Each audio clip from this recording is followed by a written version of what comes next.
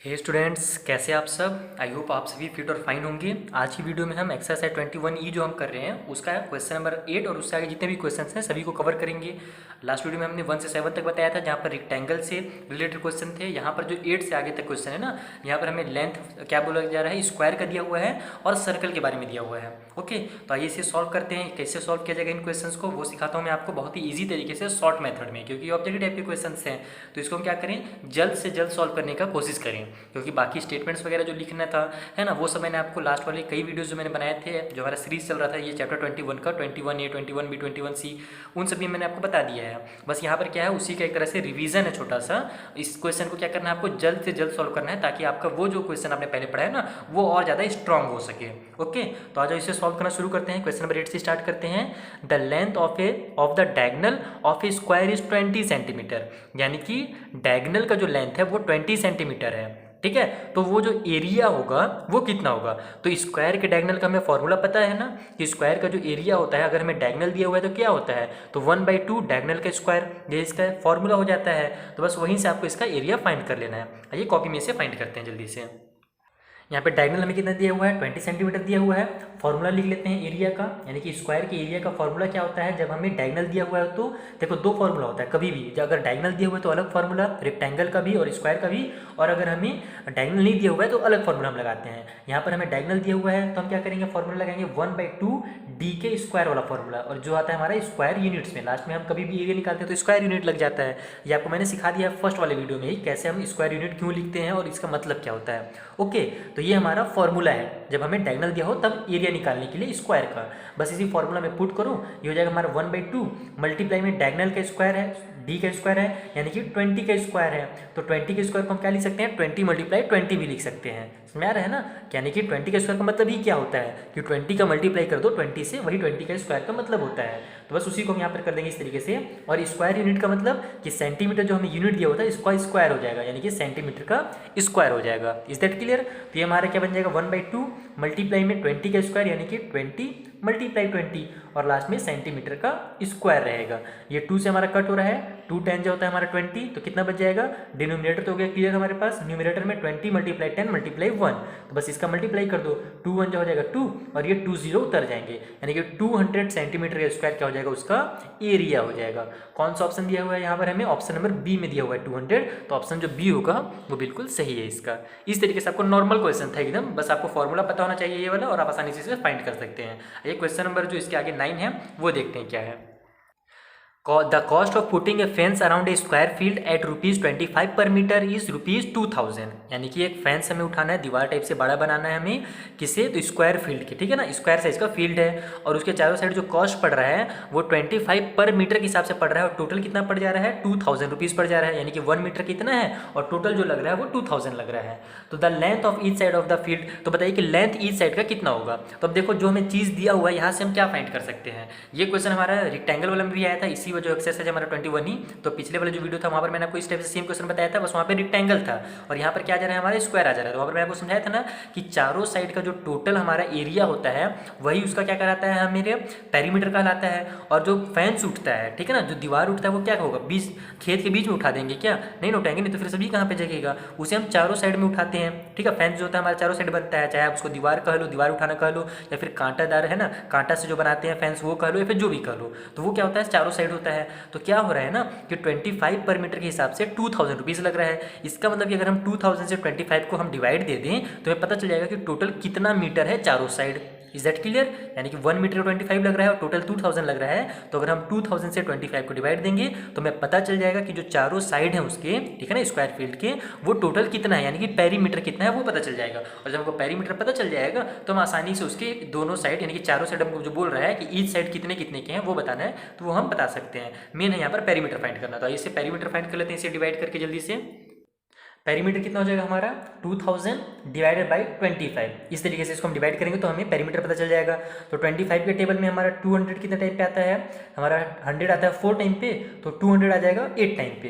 तो 25 × 25 8 जा हम डायरेक्ट करेंगे 200। आप अगर डायरेक्ट नहीं कर सकते हो, अगर आपको डिफिकल्टीज होती है कट करने में, तो आप छोटे नंबर से भी कट सकते हो। इसको 5 से पहले कट करना तो 5 5 जो 25 होगा, ऊपर में फिर जो भी आएगा और उसके बाद फिर से 5 से कट कर देना तो भी आपका आंसर आ जाएगा। लेकिन बड़े नंबर से करना ज़्यादा आसान है और उसमें हमारा आंसर जल्दी आता है, स्टेप थोड़े से से कम हो जाते हैं, टाइम बच जाता है, इसलिए मैंने यहाँ पे डायरेक्ट कर दिया 25 × 25, 25 8 जा हमारा 200 और ये 0 का 0 उतर गया, यानी पेरीमीटर कितना हो गया उसका 80 मीटर हो गया। ठीक है ना, यहाँ पे मीटर में दिया था ना क्वेश्चन नंबर 9 हमारा, ये सेंटीमीटर में दिया होता, पर मीटर में बोला था कि फील्ड जो है वो मीटर में ही नापा जाएगा, जाहिर सी बात है जो फील्ड है खेत है उसे सेंटीमीटर में तो नापा नहीं जाएगा, मीटर में नापा जाएगा, तो 80 मीटर इसका हो जाएगा पेरीमीटर, यानी कि जो स्क्वायर फील्ड है इस तरीके का उसका चारों साइड मिला करके कितना है 80 है। ठीक है ना, पेरीमीटर। तो हमसे पूछ रहा है कि ईच साइड कितना होगा, तो बताइए कि चारों साइड अगर इक्वल होता है, स्क्वायर का तो खासियत यही है कि जो चारों साइड होते हैं वो आपस में इक्वल होते हैं, और टोटल मिला करके अगर 80 हो रहे हैं तो इस साइड कितने होंगे, इसको तो आप ओरली भी बता सकते हो, ई साइड 20 होगा, तब ना 20 और 24 टाइम मिल करके टोटल 80 बनाएगा। और अगर स्टेप्स नहीं बता सकते हो तो डायरेक्ट क्या निकालना है, इसका तरीका क्या निकालने का, 80 को डिवाइड दे दो 4 से, क्योंकि ई साइड जो होते हैं 4 साइड होते हैं टोटल इसमें, और टोटल क्या होते हैं इक्वल होते हैं, इसलिए हम 4 से डिवाइड दे देंगे तो 4 1 जा 4 और 4 2 जा 8 और ये 0 का 0 उतर जाएगा। तो हमें भी उसमें भी पता चल जाएगा कि जो ईच साइड है वो 20 मीटर का दिया हुआ है, जो कि हमें ऑप्शन कौन सा दिया हुआ है यहाँ पर 20 मीटर, क्वेश्चन नंबर 9 का 20C में दिया हुआ है, तो यहाँ पर इसका जो ऑप्शन सी होगा वो बिल्कुल सही होगा। इस तरीके से आपको इसको सॉल्व करना था, मेन था ये समझना कि हम पेरीमीटर कैसे फाइंड करें। ओके, इसका मैंने और डिटेल में कॉन्सेप्ट जो है लास्ट वाली वीडियो में बता दिया, वहाँ से आप देख सकते हैं। आइए क्वेश्चन नंबर 10 सॉल्व किया जाए। अब क्वेश्चन नंबर 10 बहुत ही ज़्यादा इजी है, कुछ नहीं यहाँ पर हमें दिया हुआ, बस क्या बोल रहा है कि डायमीटर जो है एक सर्कल का वो कितना है 7 सेंटीमीटर है, तो सरकमफ्रेंस बताओ कितना होगा। तो सर्कल के सरकमफ्रेंस का मैंने आपको 2 फॉर्मूला बता रखा है पहले ही, एक तो आपके बुक में दिया है, दूसरा मैंने आपको बना के बताया था, जो ट्रिक था हमारा। मेन जो फॉर्मूला होता है वो क्या होता है हमारा 2πr होता है। ठीक है ना, इसे हम क्या लिख सकते हैं 2πr को ही हम 2 है ना और r और पाई लिख सकते हैं इस तरीके से, यानी कि हम इसको आगे पीछे कर सकते हैं, आपस में मल्टीप्लाई में है तो मल्टीप्लाई में कुछ नहीं हो सकता दिक्कत। और हमने आपको पहले ही समझा के रखा है जो r होता है उसका अगर हम डबल करें तो हमें d मिल जाता है, डायमीटर मिल जाता है। ये मैंने आपको सरकमफ्रेंस वाला जो चैप्टर था ना हमारा, ये एक्सरसाइज इसके पहले वाला एक्सरसाइज जो था उसमें मैंने आपको एकदम डिटेल में समझाया था, फिर भी एक बार और समझ लो आप, आपका काम आएगा हमेशा के लिए, कि जो डायमीटर होता है वो क्या होता है, ये यहाँ से यहाँ तक जो पूरा दूरी होता है, इस कॉर्नर से इस कॉर्नर तक, ये डायमीटर कहलाता है। और सरकमफ्रेंस ये बीच वाला पॉइंट, यहाँ से लेकर के यहाँ तक कह लो या यहाँ से यहाँ तक का पॉइंट कर लो, ये हमारा सरकमफ्रेंस कहलाता है, सॉरी सरकमफ्रेंस बोल रहा हूँ, रेडियस कहलाता है, आर कहलाता है, इसको हम आर से शो करते हैं रेडियस। और सरकमफ्रेंस जो होता है वो टोटल इसे पेरीमीटर जो होता है ना ये चारों साइड, उसे ही हम सरकमफ्रेंस करते हैं, यानी कि पेरीमीटर हम रेक्टेंगल और स्क्वायर में पेरीमीटर वर्ड यूज़ करते हैं, और जब सर्कल का बारी आता है तो वहाँ पर हम सरकमफ्रेंस यूज़ कर देते हैं यूनिट, बाकी सेम ही चीज़ है सब कुछ। तो यहाँ पर हमारा जो 2r होता है, यानी कि देखो ये भी r है ये भी r है, मिला के कितना हो गया 2r हो गया, और 2r को ही हम क्या लिख सकते हैं d लिख सकते हैं, यानी कि टोटल को d भी कहते हैं और वो क्या होता है 2r होता है। समझ आ रहा है बात ना। तो यहाँ पर हम 2r के जगह में क्या बनाते हैं फॉर्मूला d पाई बना देते हैं या फिर पाई d, जो भी आप लिखना चाहो, बात एक ही है। तो जो सरकमफ्रेंस का फॉर्मूला है वो डायरेक्ट हमारा पाई d बन जाएगा। अब इसका फायदा क्या है, मैं इतना आपको क्यों समझा रहा हूँ, देखो डायमीटर में 7 सेंटीमीटर दिया है, अगर हम इस फॉर्मूला से इसे बनाना चाहें तब क्या करेंगे हम, पहले तो हम r फाइंड करेंगे, r फाइंड करने के लिए हमको क्या करना पड़ेगा, यहाँ पर से 7 को डिवाइड देना पड़ेगा 2 से, तो हमारा कितना आएगा 3.5 आएगा, 3.5 सेंटीमीटर। फिर वो अब हमारा पॉइंट में आ गया तो उतना डिवाइड करो फिर मल्टीप्लाई करो, इतना झंझट बिल्कुल नहीं पालना। अगर डायमीटर दिया हुआ है तो सरकमफ्रेंस डायरेक्ट फाइंड करो, पाई डी जो हमारा ट्रिक वाला फॉर्मूला है इसको लगा करके। Is that clear.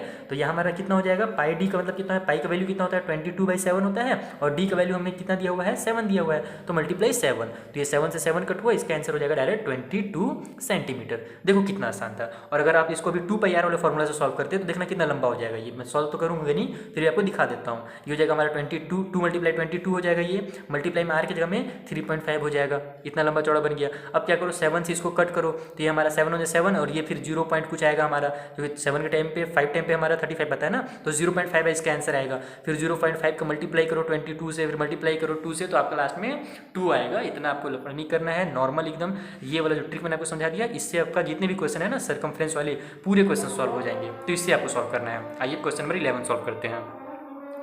Question number 11 में क्या दिया हुआ हमें, सरकमफ्रेंस दे दिया गया। जैसे कि 10 में हमें डायमीटर दिया था, सरकमफ्रेंस फाइंड करना था ना, 11 में हमें सरकमफ्रेंस दे दिया गया है, डायमीटर फाइंड करना है।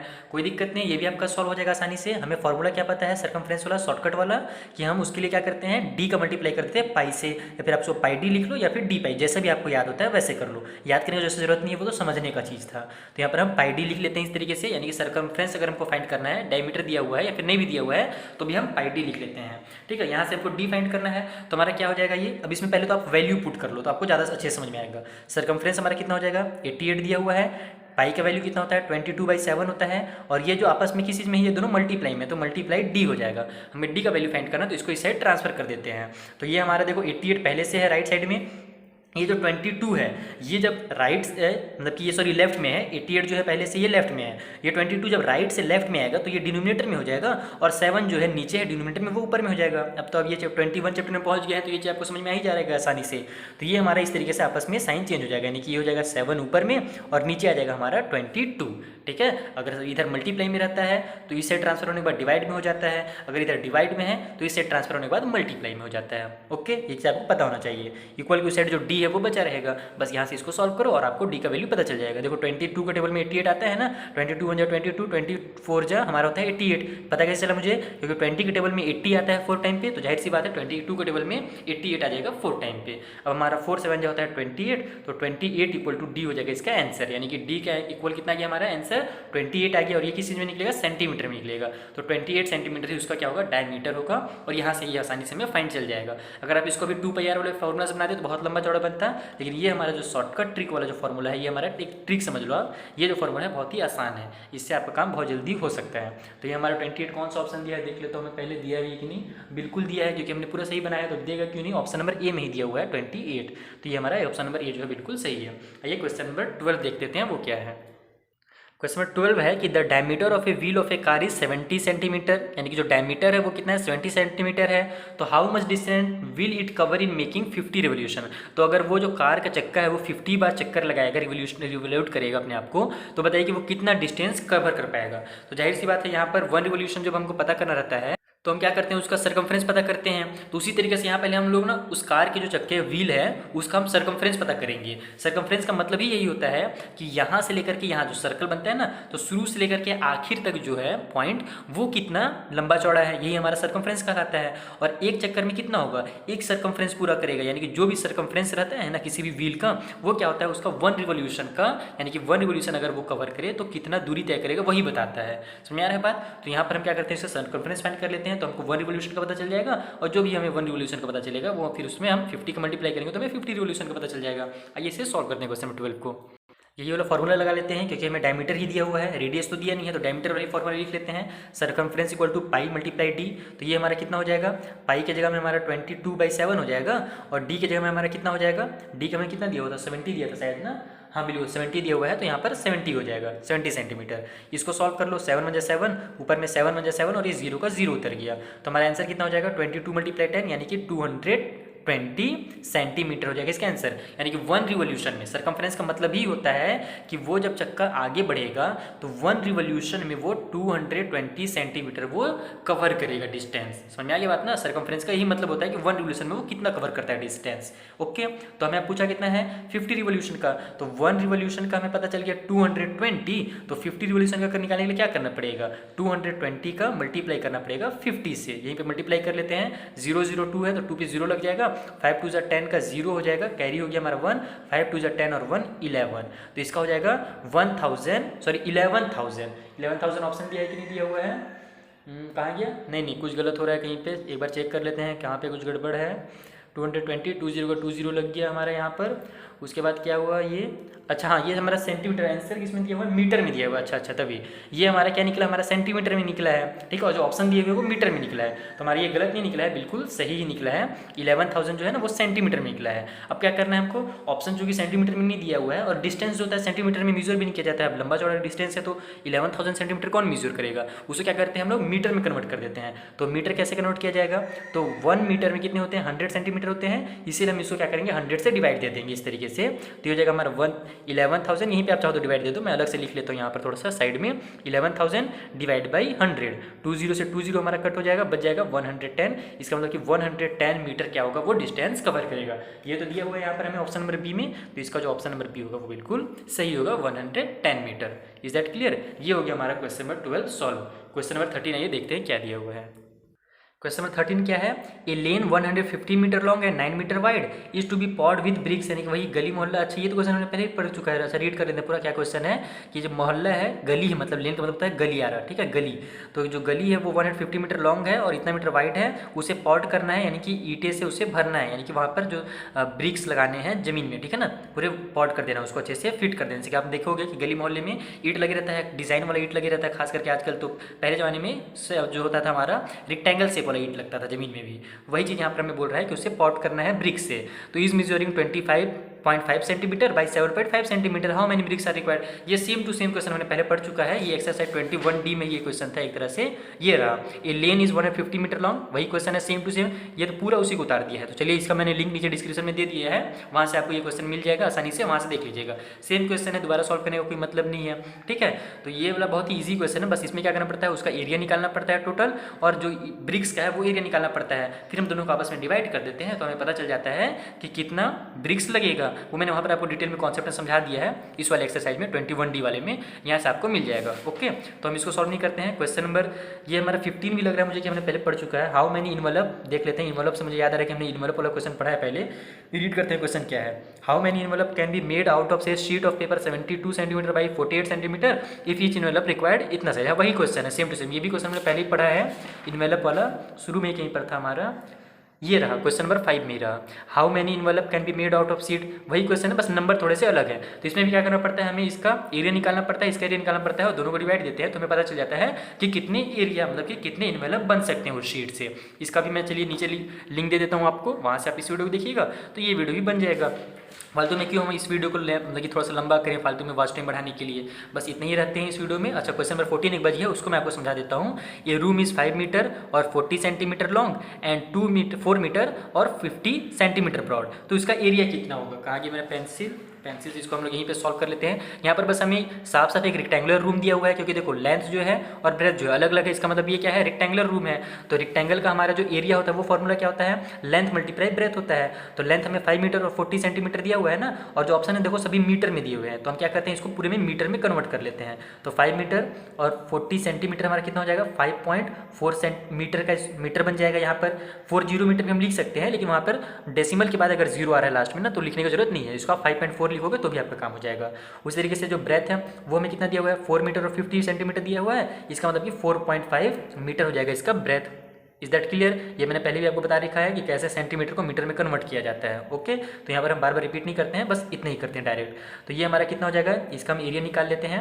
एरिया का फॉर्मूला होता है लेंथ मल्टीप्लाई ब्रेथ, इसका मल्टीप्लाई कर लेते हैं इस तरीके से, 5.4 मल्टीप्लाई 4.5। कई बच्चों को इस तरीके से मल्टीप्लाई करना पसंद होता है ऊपर नीचे लिख करके, लेकिन मुझे शुरू से इस तरीके से आदत हो गया है 5.4 इस तरीके से अगल बगल में लिखने का, तो मैं ऐसे मल्टीप्लाई करता हूँ। इसका मल्टीप्लाई कर लेते हैं, 5 4 जो हो जाएगा हमारा 20 का 0 कैरी हो गया 2, 5 5 जा 25 और 2 27, 4 4 जा 16 का 6 कैरी हो गया 1, 4 5 जा 20 और 1 21, तो हो जाएगा हमारा 0, 7 और 6 13 का 3 कैरी हो गया 1, 2 और 1 3 और 1 4 और ये 2। डेसिमल यहाँ पर 1 है और एक डिजिट के बाद यहाँ पर यानी 2 डिजिट पर हमको डेसिमल लगाना है, यानी कि यहाँ पर डेसिमल लगेगा। तो इसका आंसर हो जाएगा 24.3, क्योंकि 3 के बाद 0 है तो उसको लिखने की जरूरत नहीं है, जैसे यहाँ पर लिखने की जरूरत नहीं है वैसे ही यहाँ पर भी लिखने की जरूरत नहीं है। तो 24/3, और ये भी मीटर में था ये भी मीटर में था, तो ये बन जाएगा मीटर का स्क्वायर, क्योंकि एरिया हमेशा स्क्वायर यूनिट में आता है हमारा। तो 24 मीटर का स्क्वायर हो गया इसका एरिया। कौन सा दिया हुआ है हमें, 23 नहीं 24, ये हमारा जो ऑप्शन नंबर बी है वो बिल्कुल सही है। तो ये था बहुत आसान क्वेश्चन। मेन है 13 और 15, इसका मैं लिंक दे देता हूँ नीचे आपको। ये वाले मतलब जो क्वेश्चन हमारे 21D का, वहाँ से आप जरूर देख लीजिएगा, आपका पूरा जो डाउट है अच्छे से क्लियर हो जाएगा। मिलते हैं नेक्स्ट वीडियो में, तब तक के लिए थैंक यू फॉर वॉचिंग।